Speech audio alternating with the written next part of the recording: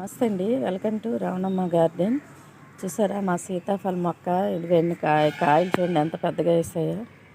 ఇంకా చిన్న పిందులండి, ఇంకా పెరిగితే ఇంత పెద్ద కాయలు అవుతాయి. ఇవి చాలా బాగుంటాయి, టేస్ట్ కూడా తీపిగా, చాలా తీపిగా బాగుంటాయండి.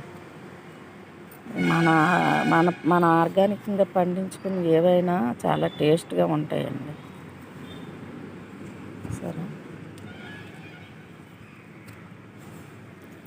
పూత అయితే వర్షానికి బాగా పోయిందండి. కొంచెం కొంచెం ఇప్పుడిప్పుడుగా అక్కడక్కడ వస్తుంది. ఇదిగోండి ఈ మొక్కలు చూడండి. ఈ డ్రమ్ములో పెట్టాను సీతాఫల్, నేరేడు సీతాఫల్, ఇందులోనే డ్రాగన్ ఫ్రూట్, పసుపు. వీటికి ఇగోండి వర్మీ కంపోస్ట్, కిచెన్ వేస్టేజ్ అంతా ఇగోండి ఈ బాటిల్లో పెట్టి ఇక్కడ పెట్టాను. ఇందులో చేపలు కడిగిన నీళ్ళు, మాంసం కడిగిన నీళ్ళు, బియ్యం